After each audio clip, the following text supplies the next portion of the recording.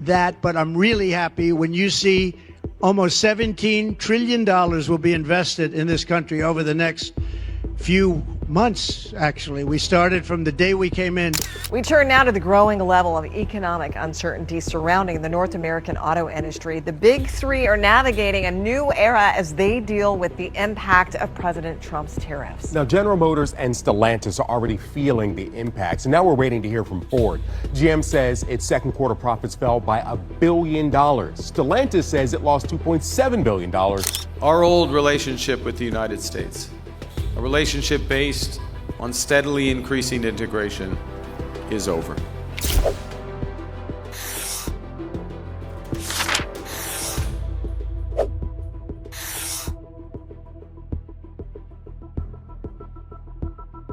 Hey, welcome back to the channel. Something unusual just happened inside the White House, and almost no one's talking about it.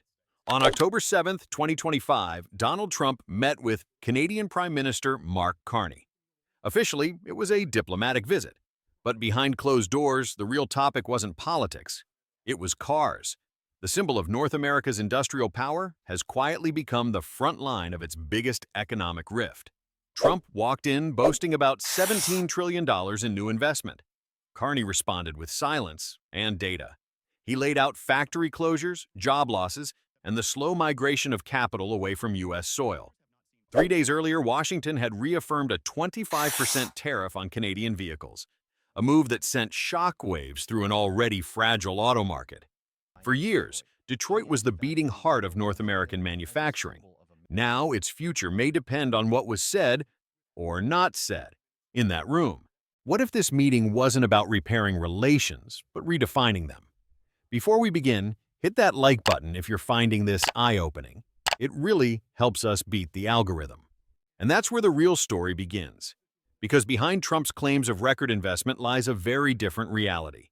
Beneath the glossy headlines of reviving American industry, the U.S. auto sector is quietly bleeding. Tariffs meant to protect domestic production have instead cost global automakers nearly $12 billion in 2025 alone. General Motors has reported between $4 and $5 billion in tariff-related expenses, forcing it to cut production in Canada and Mexico while overloading its Indiana plant just to dodge extra costs. Toyota has seen $3 billion in lost operating profit, while Ford and Stellantis have frozen expansion projects in Michigan, the symbolic heart of American manufacturing. Executives have started saying what few dared to admit in public. If everything has to be made in America, then prices will rise, and jobs will fall. The fallout is visible. Detroit, once the pride of industrial America, has seen sales plunge more than 14% year over year, hitting their lowest point since the pandemic. The city that built the middle class is now struggling to hold on to it. If you've made it this far, you probably care. Consider subscribing to stay updated. While Detroit was tightening its belt, something very different was unfolding just across the border. As America taxed itself into stagnation, Ontario quietly became the new promised land for automakers. Volkswagen poured $13.2 billion into its battery plant in St. Thomas, one of the largest single manufacturing investments in Canadian history.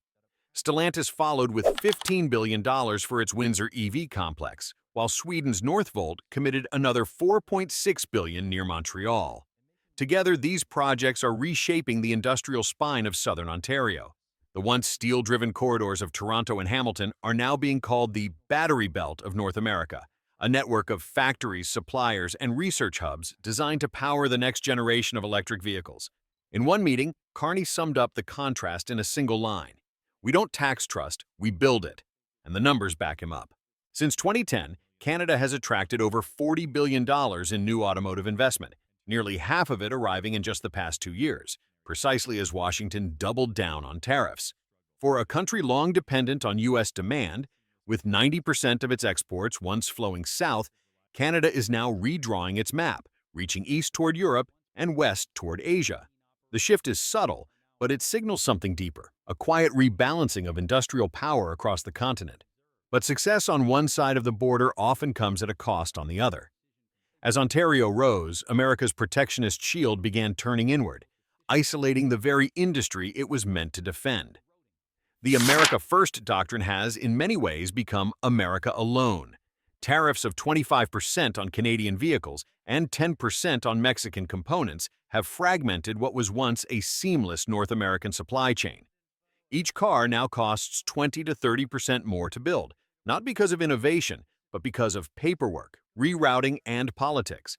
Analysts warn that if this trade standoff continues, the entire North American auto industry could face shutdowns within a single week due to critical parts shortages. Companies that once proudly manufactured in the U.S. are quietly moving production lines elsewhere. Hyundai, Honda, BMW, shifting new investments to Canada, Europe, and Mexico to escape the tariff maze. In states like Michigan, Ohio, and Kentucky, more than 50,000 jobs have vanished since April 2025, leaving behind empty parking lots and idled assembly plants. Meanwhile, Canada is doing what the U.S. once did best, signing new export deals.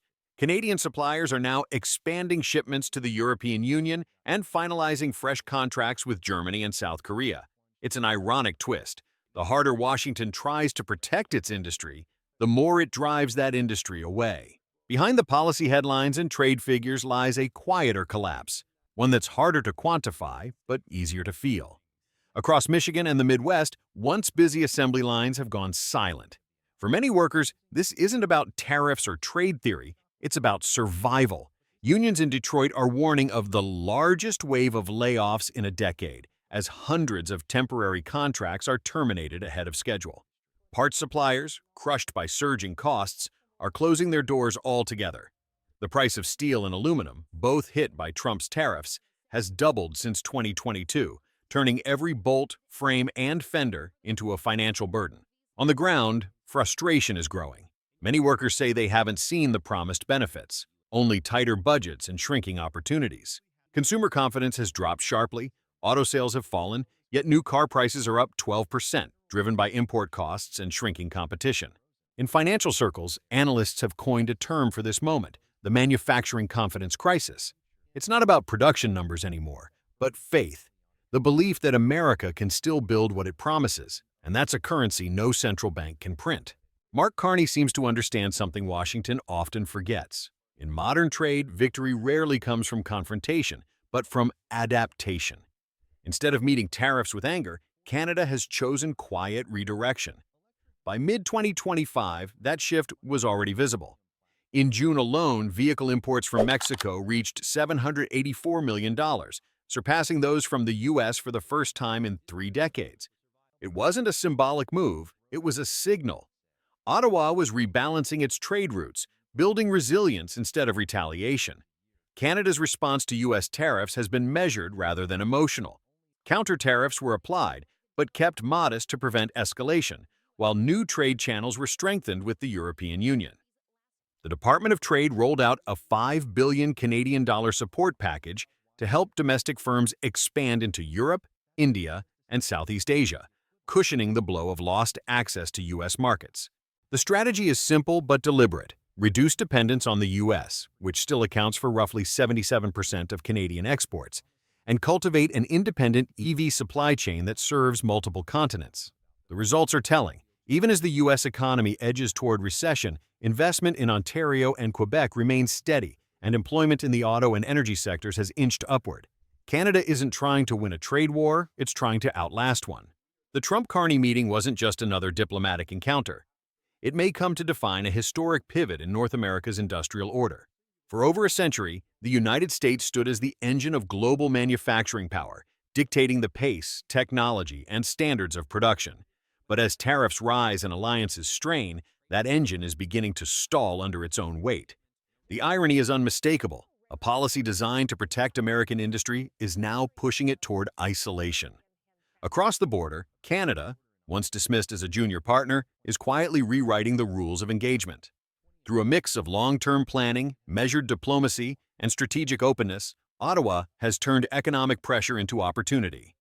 Ontario, in particular, has become a magnet for investment, a place where global automakers can still operate within the North American system without the unpredictability of Washington's trade battles. If this trend continues, Ontario could emerge as the new Detroit of the 21st century, not by shouting louder, but by moving smarter. Its success would rest on something the U.S. once mastered: stability, consistency, and credibility. Carney doesn't need to outmaneuver Trump in conversation. He only needs to let U.S. policies keep repelling the capital that Canada quietly welcomes. In the end, the future of North America's auto industry won't be shaped by political slogans or tariffs, but by who adapts faster to a cleaner, more interconnected world. And as the White House meeting drew to a close, one question hung in the air. Is the age of Made in USA slowly giving way to Built in Canada?